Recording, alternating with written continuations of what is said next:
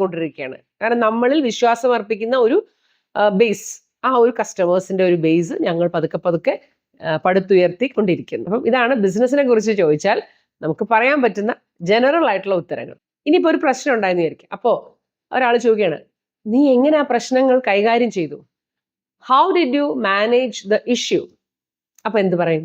ഓ, അത് എളുപ്പമൊന്നും അല്ലായിരുന്നു, പിന്നെ ഞങ്ങൾ കുറച്ച് അത് ശരിയാക്കി എടുത്തു, ഇങ്ങനെയൊക്കെ നമുക്ക് പറയണ്ടേ. ഇറ്റ് വാസന്റ് ഈസി, അത് ഈസി ആയിരുന്നില്ല.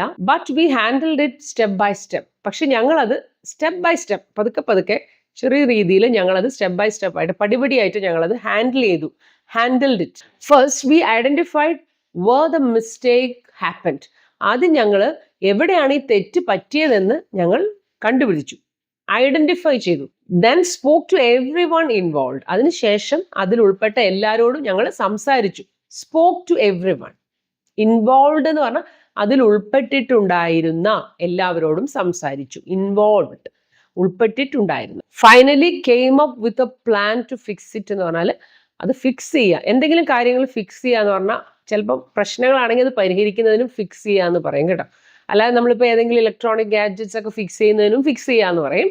അല്ലാതെ നമ്മൾ ചില ഇഷ്യൂസ് ഒക്കെ നമ്മൾ സോൾവ് ചെയ്യുന്നതിനും നമുക്കത് ഫിക്സ് ചെയ്തു എന്ന് പറയാം.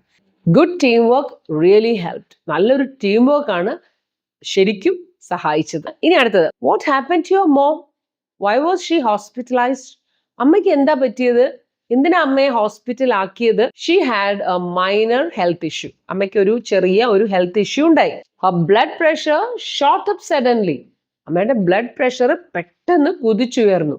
ഷോട്ട് അപ്പ്, പ്രഷർ കൂടുന്നതിനാണ് ഷോട്ട് അപ്പ് എന്ന് പറയുന്നത്. We took her to the hospital four observation. അപ്പൊ ഞങ്ങളൊന്ന് ഒബ്സർവ് ചെയ്യാൻ വേണ്ടി അമ്മയെ ഒന്ന് ഹോസ്പിറ്റലിലേക്ക് കൊണ്ടുപോയി. ഇപ്പൊ നിരീക്ഷണത്തിന് വേണ്ടി ഞങ്ങൾ എവിടെ കൊണ്ടുപോയി? ഞങ്ങൾ അമ്മയെ ഹോസ്പിറ്റലിലേക്ക് കൊണ്ടുപോയി. The doctors ran some test. ഇതൊക്കെ നോക്കി വെച്ചോളൂ കേട്ടോ. റാൻ